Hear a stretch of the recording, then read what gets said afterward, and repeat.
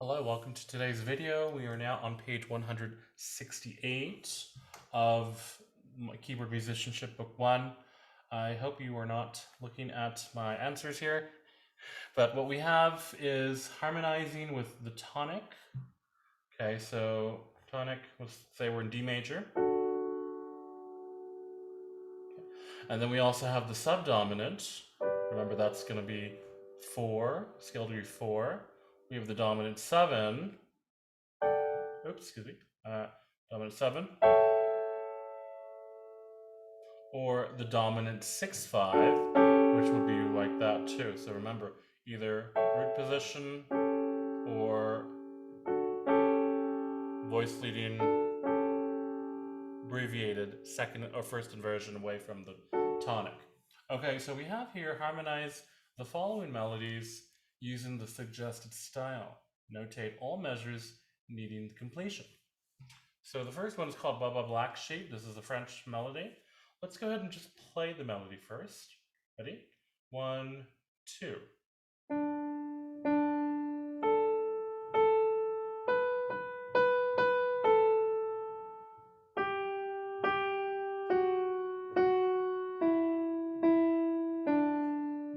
Okay, so that's our melody there. The established harmony is simply half notes, and these are just triads. So let's go ahead and identify the chords. Remember, we're only doing either tonic, a subdominant, and in this case we have G/D, and we can see that this is going to be second inversion for the chord G, D being in the bass, and that's the easiest voice leading to move from that chord back to D, and then we have the dominant 7. In this case, it's going to be 5, 6, 5 because the C sharp is in the slash. Back to D, but look at this. It's asking us to play it in root position, a little bit outside the normal 5, 6, 5 voice leading roll, and then back, of course, to D major. Now let's remember that when we're playing our chords, we don't have to necessarily move too much, or we don't have to play this A7 as a full 4-note chord. We can play it just with the 3 like that, okay? So let's go ahead and take a moment to write in these chords. I'll have you pause the video now. Okay, so now that we have paused the video and we've written in our chords, let's go ahead now and harmonize Baba Black Sheep. Ready? Here we go. 1, 2.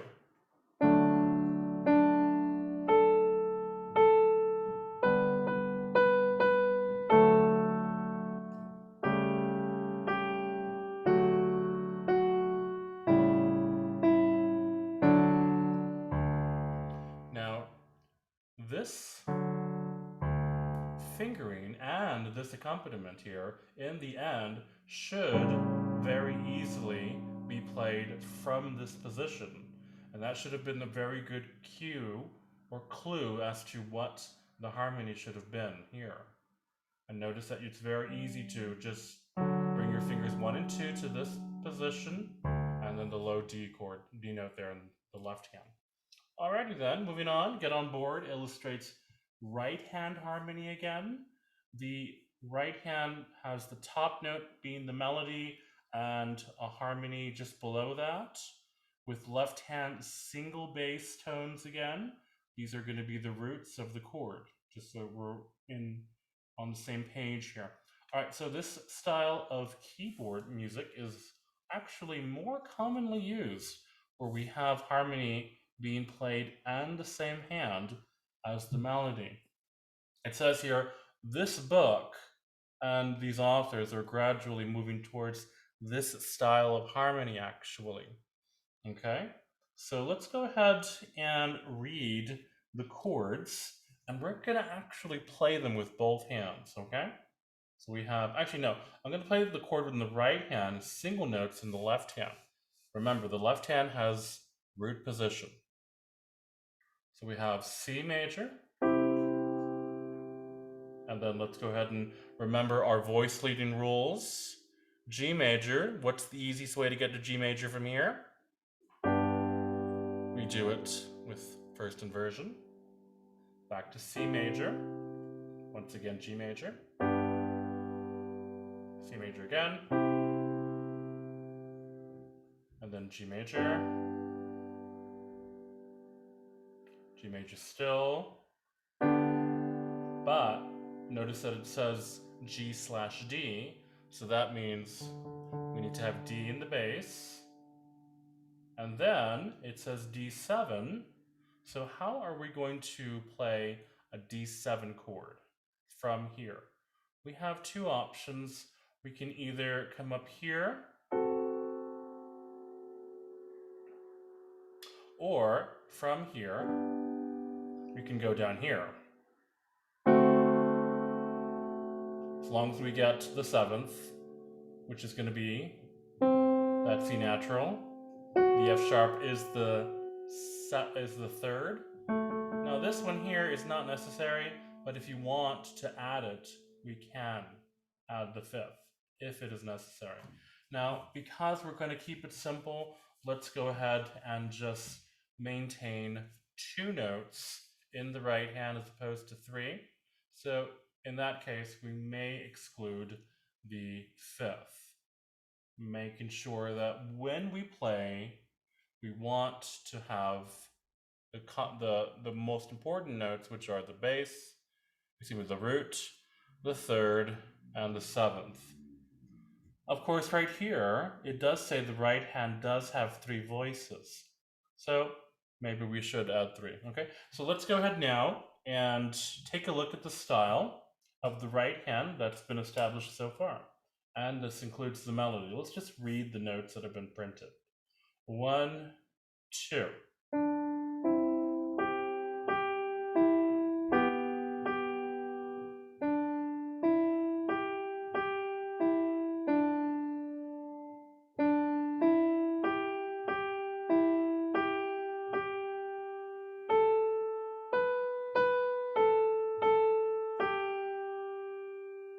Okay, so notice here there is a fingering.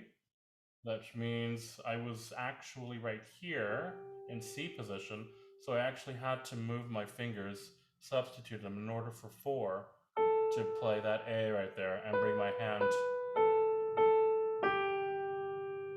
But notice here that the last chord, because it says 3 voices, has 3 notes. So I had to move it down a little bit. So fingerings are going to help out understand the best voice leading decisions. Okay, so let's go ahead now and first establish the bass notes. Okay, we're going to play the melody, and then we're just going to play the root or the bass of each of these chord symbols. So here we go. 1, 2. Oh, sorry about that.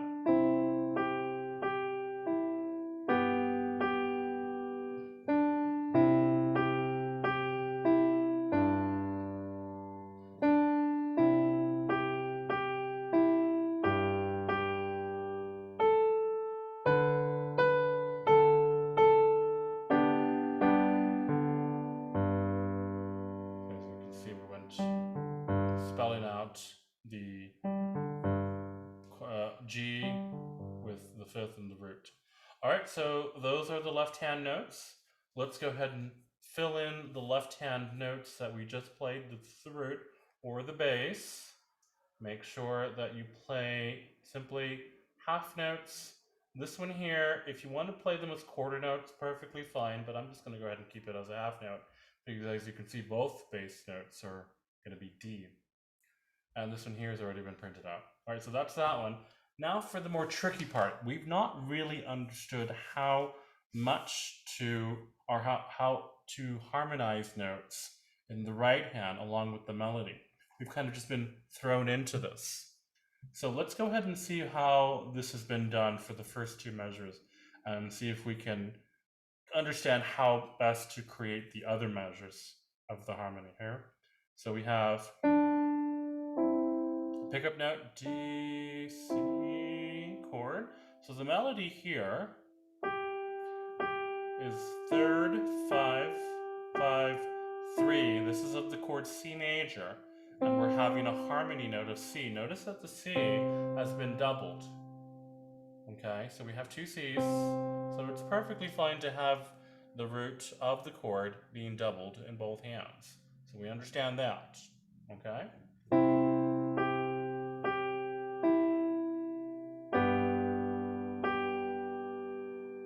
Now, it says here that this chord is G major. We had G there in the bass, and G once again in the melody. That's a double, or the notes or the root has been doubled. Now, we could have added a D, but remember, the most important notes of a harmony are the root and the third when it comes to triads. When it comes to seventh chords, the seventh also would be an important note. The fifth is not important, so that's the reason why B was included in measure number 2 here.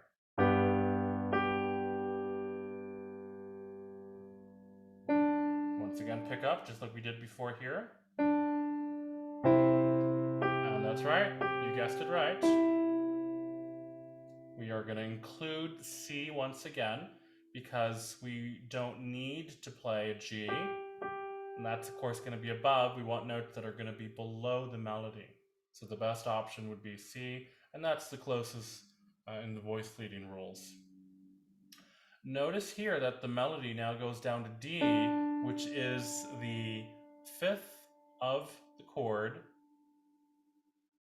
We're not going to add a note above our melodies. We always want them below. So the closest possible note in the chord, according to voice leading, would be that third right there. So that we're going to play it like this.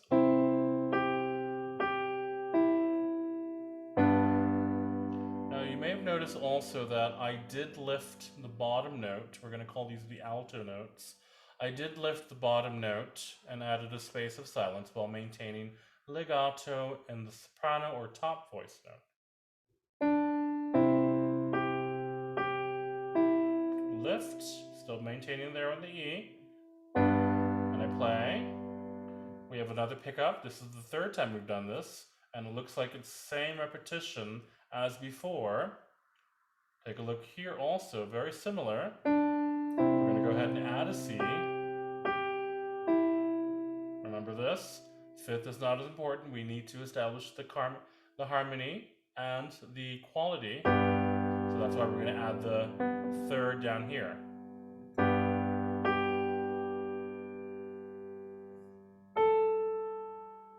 Okay, so what do we have going on here? We have B as the melody. The chord is G. This is the third.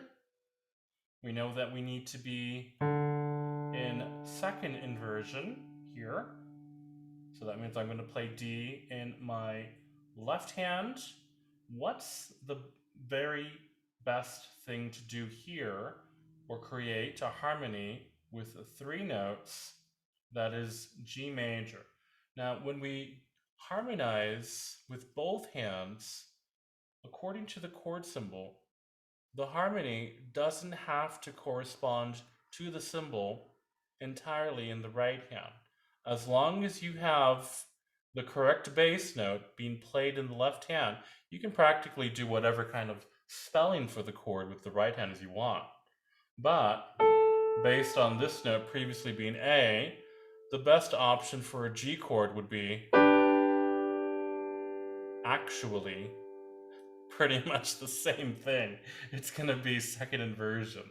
So that makes sense for both hands.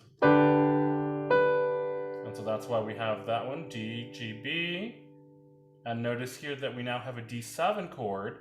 I'm still going to maintain D there in the bottom because it is a D7 chord, but we need to add the third of D major, and that's that chord right there.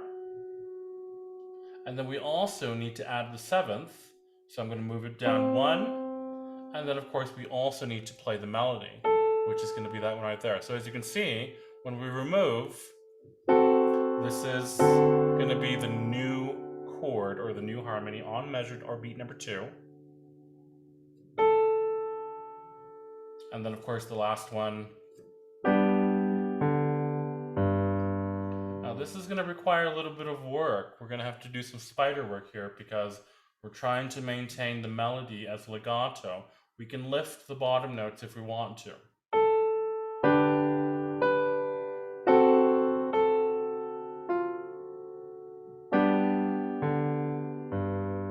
And there you have it.